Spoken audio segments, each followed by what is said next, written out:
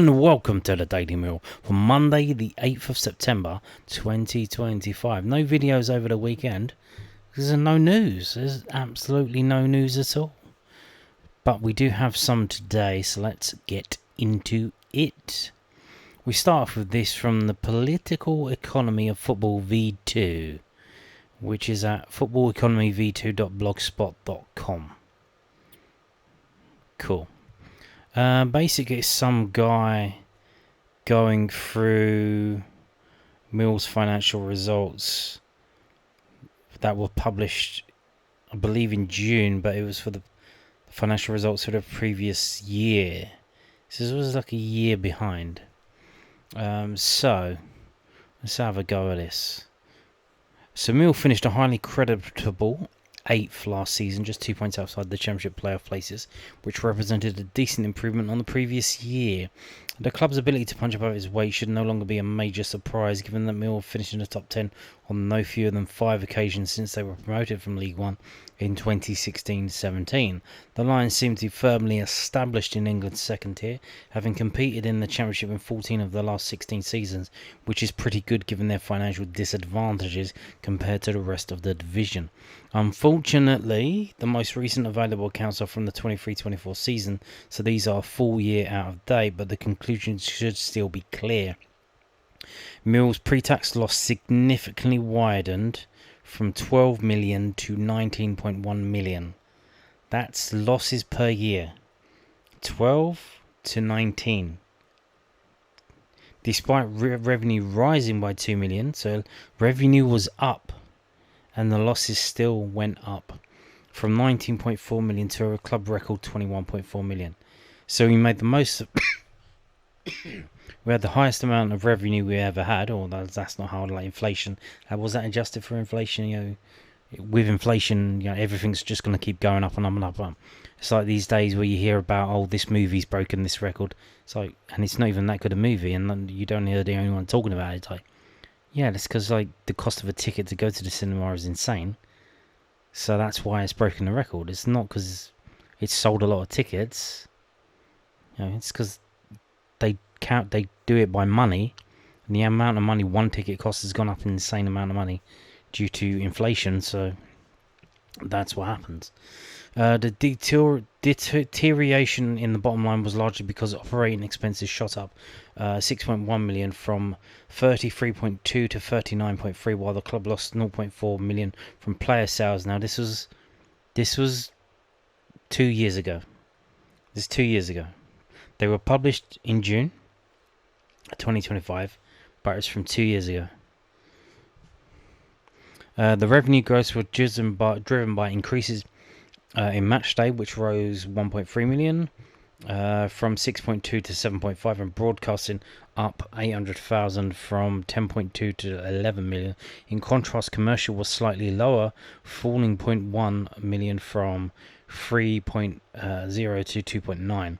The last time that Mill made a profit was more than 20 years ago, and that was only £60,000 in 2001-2. In the last 10 years, they have lost a hefty £99 million, including £68 million in the last 5 years alone, which is more than twice as much as in the £31 million loss in the preceding 5-year period.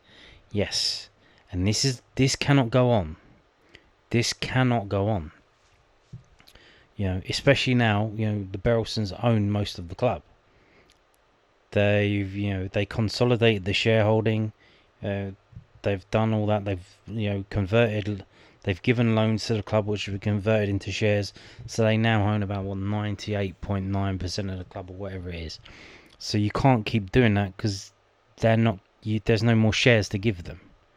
So that's why we have to do the thing that we're doing now, which is every transfer window, the crown jewels are on offer for silly money if anyone's going to throw silly money at us, which makes me think to believe that Ivanovic was probably on the block to be sold, and more on him in a minute. But it didn't happen because the offer didn't come in. We need to fund the gap between revenue and losses. There is a massive gap, and that needs to be funded by player sales. Simple as.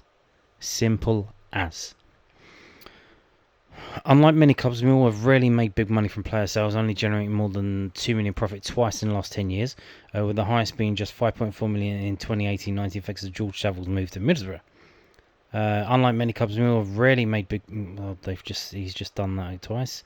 Mill's matchday income rose 1.3 million from 6.2 to 7.5, which was a new record for this revenue stream, mainly thanks to the highest average attendance in 70 years, as well as playing one more game at the 10. How does that work? What is that, cup game? What are you talking about? Mill's average attendance increased by 12% from 14,767 to 16,544 in 23-24, which was 75% more than the 9,407 low of the last decade. There were record-breaking season ticket sales of almost 9,000.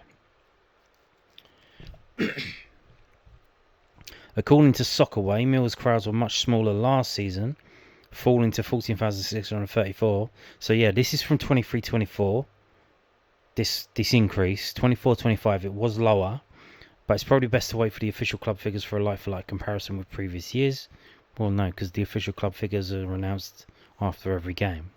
Either way, this will have been towards the lower end of the table. We're always towards the lower end of the table, even though our record-breaking attendances for us, that's still like in the bottom third of the league. It still is. The club could do better commercially given its location, which the club described as close to the heart of the city of London. Indeed. And that's useful during a train strike because you can walk. Mill's wage bill rose 3 million from 22.6 to 25.6, a new club record reflecting investment in both the playing squad and the football management team. This means that wages have now increased 8 years in a row, almost doubling since the first season after their promotion to the Championship in 17-18. In fact, Mill have consistently punched well above their weight, as the league position has been better than their wages in all but one of the seasons since their promotion to the Championship, often by a considerable margin. Yeah,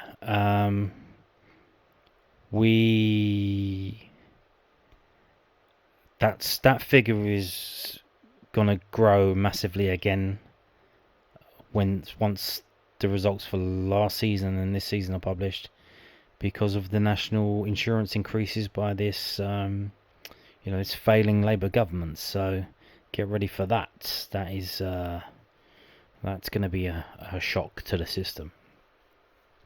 Although not exactly the pushing the boat out, Mill have clearly ramped up transfer spend, as their 14 million outlay in the last 5 years is nearly 3 times as much as the preceding 5-year period. Despite the increase, Mill's 4.3 million gross spend was still in the bottom half of the Championship.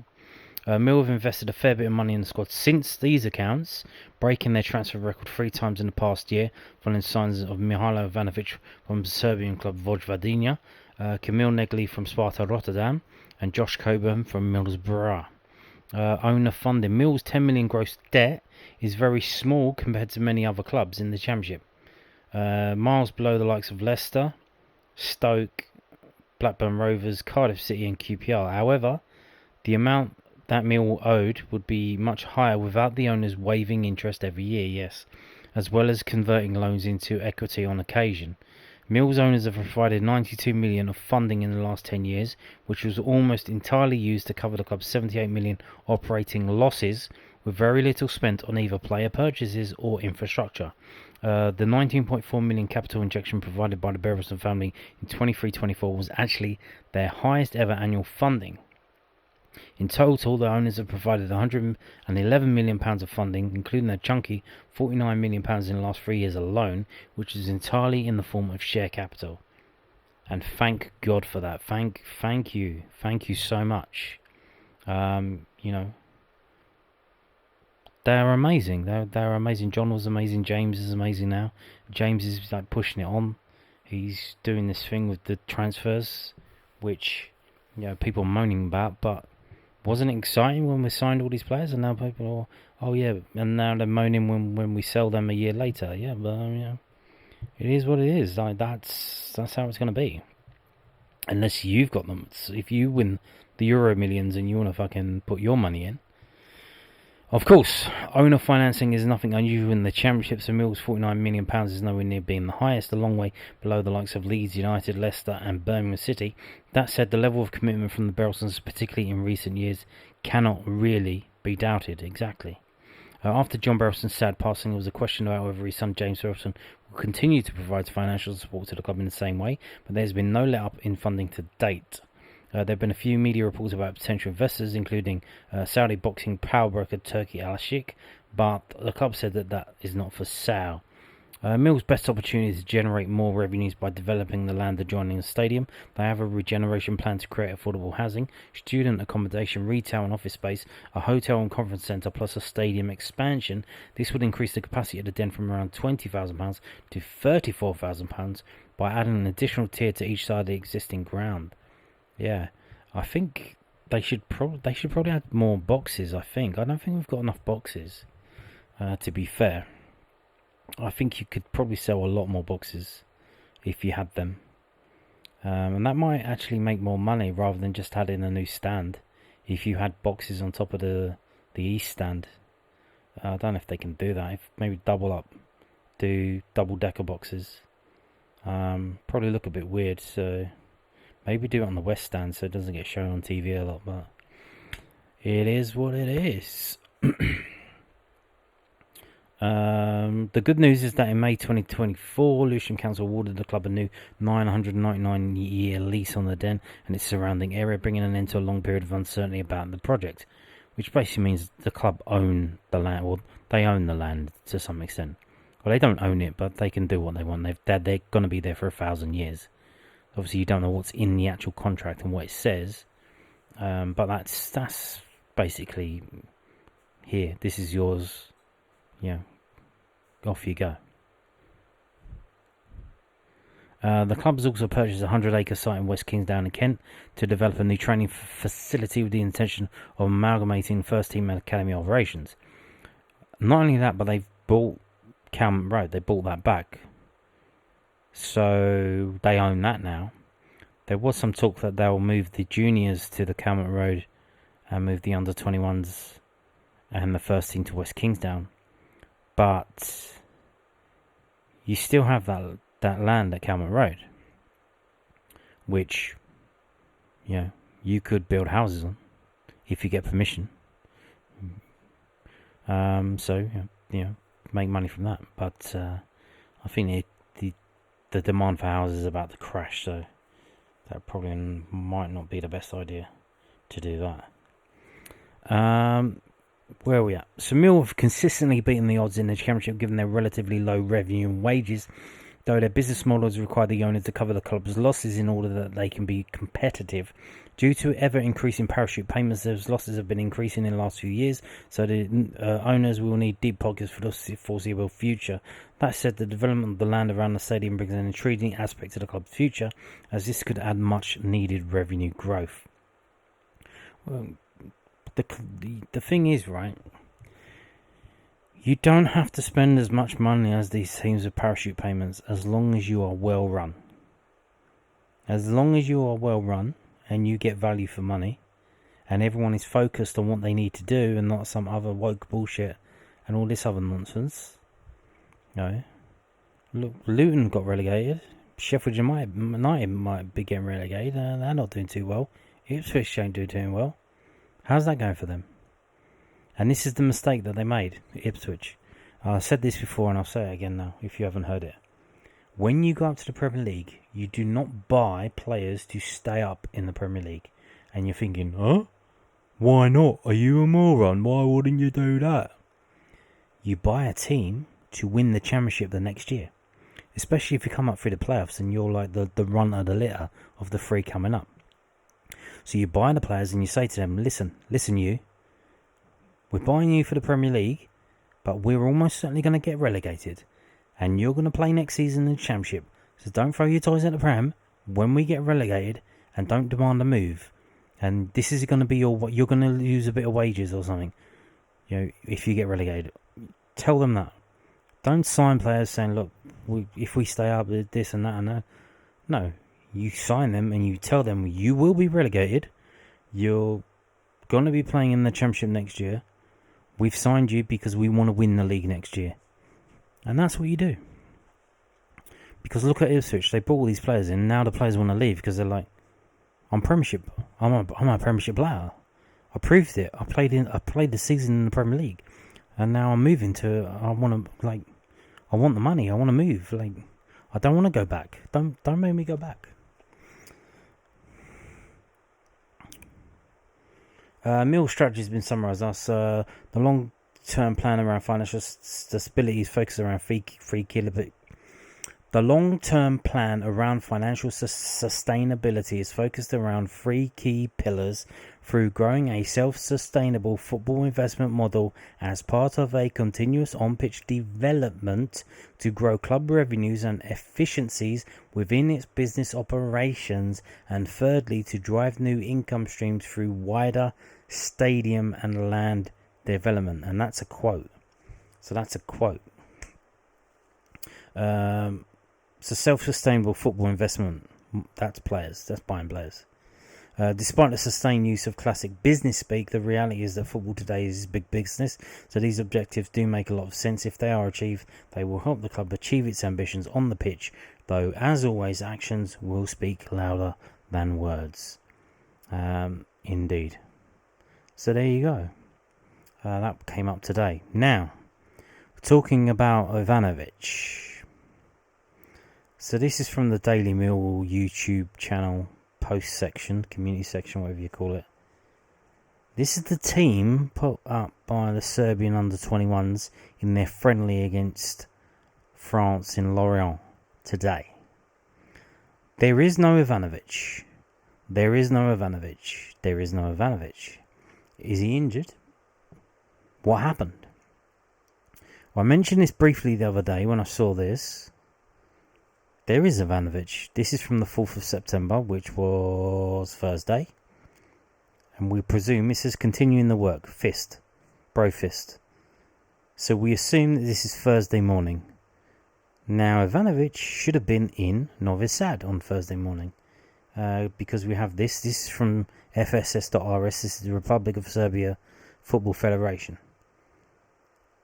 So we got this. This is from the 1st of September, which is Monday, when they all met up. So the players travelled out. They went to Novi Sad. They did training in the stadium. Then they travelled to France on the 7th. They were in France. They were training on the pitch there, and they were walking around town in their tracksuits. Lovely pictures. There was no Ivanovic in any of those pictures. And then we go down. So you look here. Ivanovic's picture has been removed. It's just a white circle. And you also have this here. This guy here, Stankovic. The same for him. There's just a white circle. He's been removed. And he's not... That other guy is not in this team either. He's not starting. He's not on the bench. Along with Ivanovic. So what's happening with Ivanovic? Injured?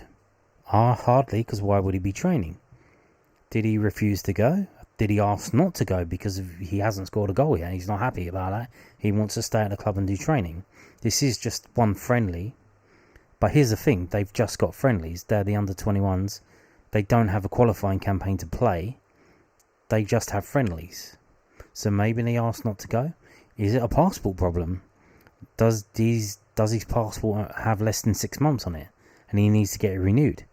And he being a Serbian citizen in London, that's not as easy as it sounds. Because you have to go to the embassy and you probably have to book an appointment. Because I was working with some Polish guy and he comes in one day and he says, I need this day off, and it's 3 months ahead. And I was like, it's just one day, it's not like a week. So what do you want a day off for? So I've got to renew my passport. So he had to book an appointment 3 months in advance. That was the earliest he could get. So maybe the situation here where he doesn't have a passport, I don't know. But all very weird. Which is, what's going on? Because no one announced that he's pulled out of the squad. No, we didn't announce it. They didn't announce it. Although, if he's pulling the fast one and saying that he's injured when he's not, Millwall shouldn't be really putting up photos here, because that's a slap in the face to the Serbians. You don't want to be Don't want to be a prick like that, obviously, you know. You want to be respectful, even if you are being devious. So, you know, what is going on? You know, it's kind of worrying. We've got a big game on Saturday. Maybe that's played into it. This is big, not only a big game, but a big week. Maybe once that draw was decided, you know, the cup draw. Once that cup draw was made, maybe they're like, oh, Palace away. And his legs are fucking focused on Charlton away on Saturday and Palace away next Tuesday. So we'll see. You know, Ivanovic hasn't scored yet. He hasn't scored yet. He's got an assist. He's played so. You know, hit and miss in games. If he scores a hat trick against Charlton, like, man, that's all will be forgiven. And you know, if he scores the winner against Palace, hey, hey, you had a really bad August, that's fine, you know. Who cares? So, you know, but I'm kind of worried about the game on Saturday. They've actually been selling tickets. They got sold out. Now, I don't know if it's getting all Millwall fans in the home end. I don't know if that's the case, because they've bizarrely last few times we've played them, there hasn't been this much demand for tickets from them. Apparently they've sold enough tickets to make this now the most attended Charlton versus Millwall game in 50 years. So yeah, I think this is going to be a bit tasty, this game on Saturday morning. It might be the one. It might be the one where we actually lose. Which, that would set the cat amongst the pigeons, wouldn't it? It really would. Before we get to that, though, there's a game tomorrow. Yes, tomorrow. The under-21s. They had a troubled start to the season, but hopefully they'll put out a strong side tomorrow in a game at the Den. It's the first game of the season at the Den. They're playing Huddersfield Town, who are also at the bottom of the league. So it should be, you know, a game that they can win. It's Tuesday the 9th of September, which is tomorrow. It's 1:30 kickoff. It is at the Den. I do wonder how they're going to do it now. I assume they're going to make you go round and go and sit in the West Lower rather than sitting in the exec seats. Now that they've done it up, I assume they make you go through Harry's Bar and do that, because they started to do that last season, which was a bit weird, but I imagine that's why they did it. So Kevin Nugent's side could feature a handful of senior players who will be looking to build fitness.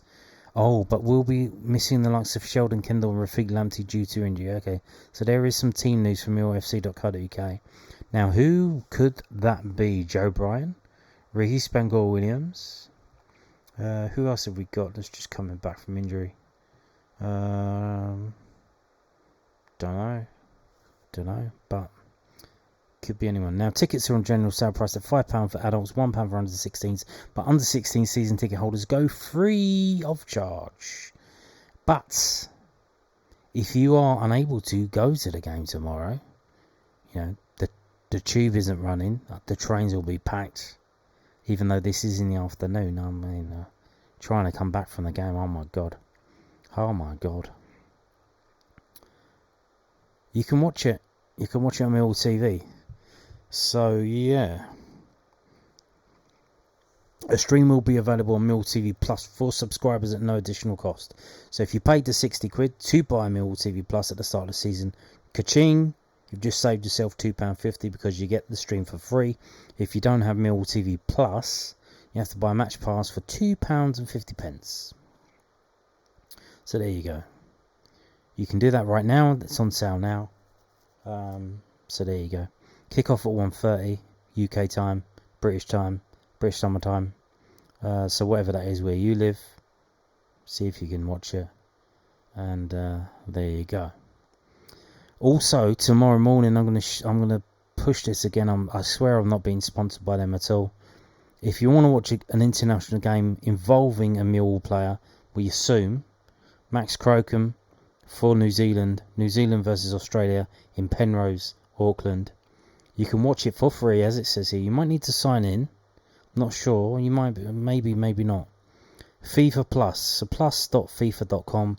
They show a load of games. They show a load of free games, mostly stuff from Africa and CONCACAF and stuff like that. They show like Dominican League and games from Jamaica, Tivoli Gardens and stuff like that. So yeah, but 8 o'clock tomorrow morning. So there you go. Now, moving on to this, a Loanwatch of sorts. Although there is a massive mistake in this Loanwatch. And this is from millwfc.co.uk. So Alfie Massey's Wildstone see match abandoned. Yeah, this was an old load of old rubbish, wasn't it? If you didn't know, so Scunthorpe United versus Wildstone at Scunthorpe. It was 2-1. It was in about the 87th minute, something like that. And a guy goes down. I think they were attacking. I'm not sure. A Wildstone player goes down. Needs treatment. Looks like a bad injury. Turns out it was just. I say just. It's not my shoulder. It's the dislocated shoulder. This guy was looked really bad. He was on the pitch. 40-minute delay. Really serious stuff. And you think, we got Jay Cooper. He tanked 2 of these. Jay Cooper just put his arm on his shoulder and he just walked off. 2 times Jay Cooper's done that. What a man. What a beast. And this guy, he's crying on the pitch for 40 minutes. So there are videos on YouTube that you can see filmed by Scunthorpe fans in the stands. Now what it turned out is that the Wildstone players and the people on the bench, they went into their dressing room after about 30 minutes. Even though I think their player was still on the pitch, they just thought, fuck it, let's go inside the dressing room. And then the Scunthorpe players are still out on the pitch. The referee, he's gone inside.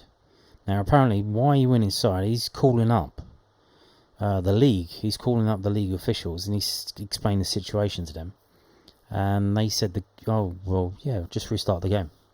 We'll see the game out. And he's told Wildstone, come on, we're going to restart the game. And they've refused to do that. So the serious thing now is, because they've refused to do that, rather than the result standing, that it might just be a 2-1 win to Scunthorpe, because Scunthorpe were winning 2-1, and say, well, because I think after about 80 minutes, if the game gets abandoned, the result will stand at that. I think that's a FIFA rule around the world.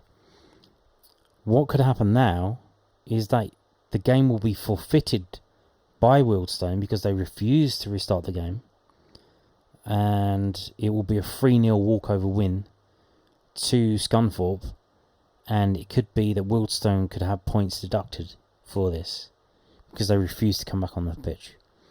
And it turns out, like, for a dislocated shoulder, and I'm not sure if they knew that it was a dislocated shoulder or what, but it wasn't like a head injury, like a load of blood. He didn't get knocked out, much like the old Wrexham keeper with the old fake concussion. He didn't get knocked out. It wasn't a compact fracture where the bones are sticking out of the leg and you go, oh my god, and the other players see it and they throw up. It was just a dislocated shoulder. And like I said, it's not my shoulder, so you can say just a dislocated shoulder. I'm sure the guy was in a hell of a lot of pain. And we mentioned this when we covered Jay Cooper's dislocated shoulders, that what happens now is you basically can't do anything. You just rest it, but it could happen again. It's now that it's popped out once, it could come out again. And if it does, what they'll then do is probably put a pin in it so that it can't move and can't pop out properly. So, we'll see what they do. But there was, I haven't seen this anywhere, so I don't know if this is just my speculation. But obviously, when you play a game of football in front of spectators, you need a medical team. You need a team. Even like the lowest levels, you usually get St John's ambulance or something there. You need medical staff there, in case something happens on the pitch, if there's a collision. We don't have it's not a non-contact sport. So I'm wondering if the medical staff had to leave, or some of them left and went with this guy to hospital. And then the referee's like, okay, so there isn't the full amount of medical staff. I need to play on for like 10 more minutes. Like, should I do that, or what do? Do I abandon the game, or what? So, but now here's the thing. This is a loan watch. It's just covering Alfie Massey. His next game is on Saturday the 13th. Kickoff 3 p.m. Wilson versus Gateshead. Wow. Where is Adam Mayer? Where's Adam Mayer? You've missed him out of the loan watch. Now, I would imagine that's because they know that Adam Mayer's not going to be coming back. I imagine he's in his last year of his contract and it's not going to be extended. And this is an exit watch, exit loan. So, why would they put him in the loan watch? But then, why did they put Zion Fleming in the loan watch a couple of years ago? That was pissing me off to no extent. Why did they do that? We all knew that he was going. It was a loan with an obligation to buy, so why were they doing that? So yeah, Adam Mayer, he's there. He's gone on loan to Cambridge United. Neil Harris is Cambridge United. They were losing 1-0 to Oldham. At home, they were at home. And they made 3 changes on the 69th minute to try and rescue the game. Didn't happen. So Adam Mayer came on in the 69th minute. And if we go to this... So if we sort this, and you can see, so Adam Mayer, he's down here in 10th position. Came on in the 68th minute, 6.2 rating, 23 touches the ball, 66% passing accuracy, 1 shot which wasn't on target. Did he do anything? They're using him as a winger, I think. So, 1 tackle, 1 interception, 1 clearance. So there you go. Adam Mayer missed out of the loan watch this week. Now, moving on to this. Another mistake. So this is from millfc.co.uk. Millwall Duo. Don't you mean duos? Open new pitch in St Pauls. Not St Paul's Cathedral, as you can see, there isn't a cathedral behind. This is the football ground in Rotherhithe where Fisher FC play, which is run by the Millwall Community Trust. They are the landlords, and not the landlords, the management. They run it. I think it's owned by Suffolk Council. But it's Mill duos, because we have 2 first team men's players and 2 players from the women's team. So, Millwall Community Trust and Fisher FC welcome Suffolk Council and a host of guests along to St Paul's Sports Ground, Rotherhithe, for the opening of the new pitch. MCT have managed the site for the last 9 years since becoming the leaseholders in 2016. That was the word, leaseholder. And will now continue to work at St Paul's until 2029, with the aim of Fisher FC taking over, with MCT being a user of the site. So, interesting. We have some information. So, Fisher FC will become the leaseholders in 2029, will they? The facility, which underwent a £1 million investment programme in 2014, has had a brand new 5G pitch installed. Why would a football pitch need 5G? Why would a pitch need mobile reception off that fast? In attendance at the official opening was Councillor Portia Mwangange, who cut the ribbon alongside Millwall FC first team players Jake Cooper and Ryan Leonard, as well as Millwall Lionesses defenders Ellie Manning and Olivia Coldrick. Bacon's College had a showcase tournament on one half of the pitch, whilst the local community school played matches on the other side. Following the ribbon being cut, the 4 players and Dave Palmer from the PFA had a Q&A with the children and had photographs. So there you go. Look at Jake Cooper. Look how tall he is. Jesus.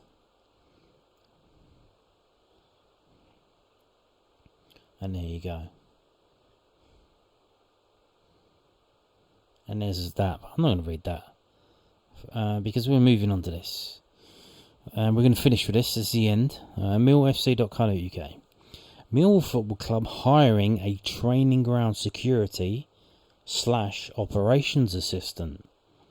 Here we go.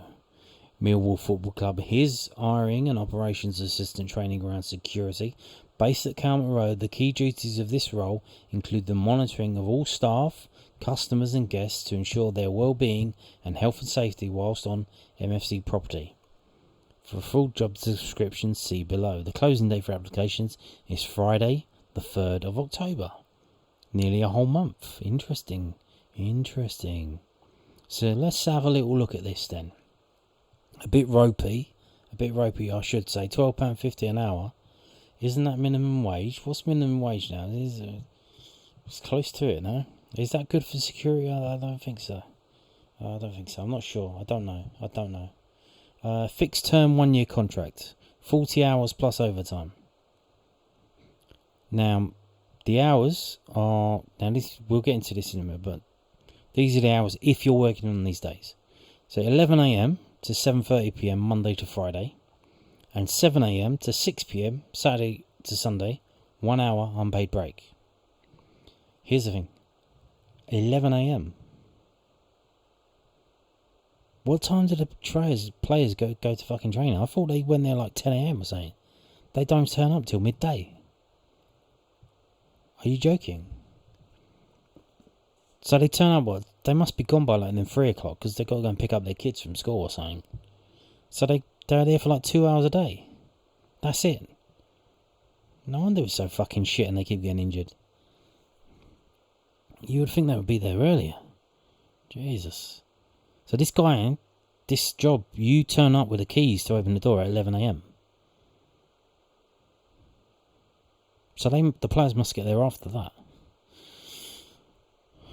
Based at Millwall's training ground, the key duties of this role include the monitoring of all staff, customers and guests to ensure their well-being and health and safety whilst on Millwall FC property, to undertake routine checks of all designated door entrances, gates, fencing and perimeter lighting to prevent access into restricted areas by any and all unauthorised persons, to present management with incriminating or circumstantial evidence of any unusual or suspicious behaviour by employees or guests.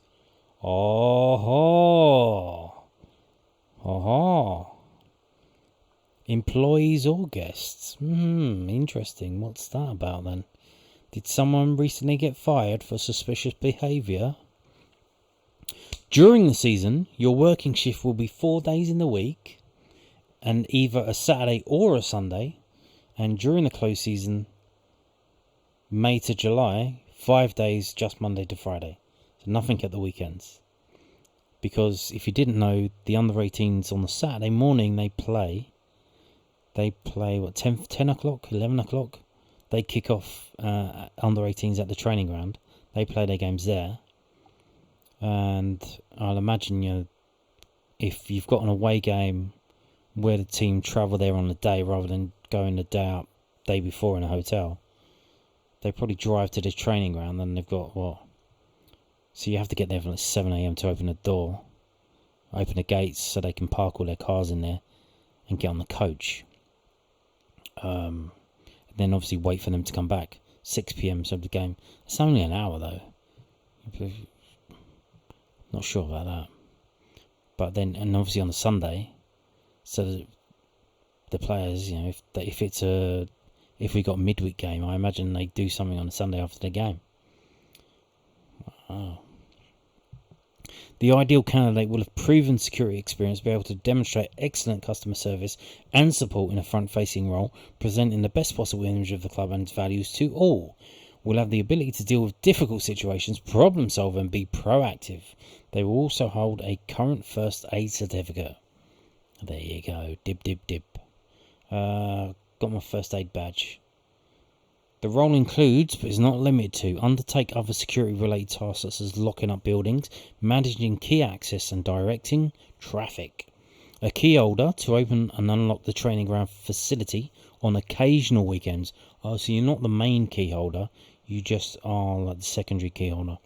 Responsibility, they give you the key because you got to lock up. Responsibility for lock-up and unlock procedure of the first team under 21s and academy for the players and management on weekends. Aha. To patrol the training ground and the surrounding areas regularly to ensure it's a safe environment. To be responsible for smooth entry of visiting teams, players, staff and parents during fixtures held at the training ground. That's the under 18 games. Under 21s as well. To conduct regular patrols of the training ground, including full perimeter checks for intruders. Well, here's the thing. Isn't it on the river, though? It's on the Ravensbourne River. What if someone gets in a canoe and they canoe down the river and they come in that way? What are you going to do? You're going to have you're going to have mines. Manning and gate operating of all entry points of premises, ensuring no unauthorized access. Control and record the entry and exit of visitors and staff in line with procedures. Supervising and monitoring of site car park. Control and... Oh, is this two different people? Operation assistant duties. Oh, no. Control and record the entry and exit of visitors and staff in line with procedures. That's like sign in. You've got to sign in. No, you can't go. No, you can't go in there. You've got to sign in first. Supervising and monitoring of site car park. Assisting with any maintenance duties. Oh, you've got to paint as well. Painting, decorating, furniture assembly, and other related tasks directed by your line manager. Basically, you're a dog's body as well. Monitoring cleaning supplies and report to line manager. You will be our fire marshal and first aider. Now, this is what you need to have. SIA door supervisor license. Proven experience in security industry at sporting events. Relative to job description. What does that mean? Role subject to DBS check. To comply with company dress code whilst on duty. Desirable, being able to maintenance. So basically, you need to know it's desirable, DIY, and desirable first fire marshal and first aid. But then it says you need a first aid certificate. So how is that desirable when it's literally a requirement? Personal skills, excellent communication skills. Experience working in a public event environment necessary. Ability to work unsupervised and unassisted. Security and safety conscious.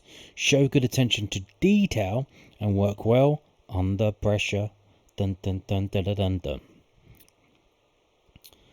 This position is on a fixed term 1 year contract, and work is offered at both our first team and academy training ground premises. Well, I thought it was the same place. Some additional paid. Oh no, academy is the academy's at Well Hall training ground, but they don't. They just use it. They don't own it. Some additional paid overtime to cover player returns and transfer periods are essential alongside sickness and holiday cover when required.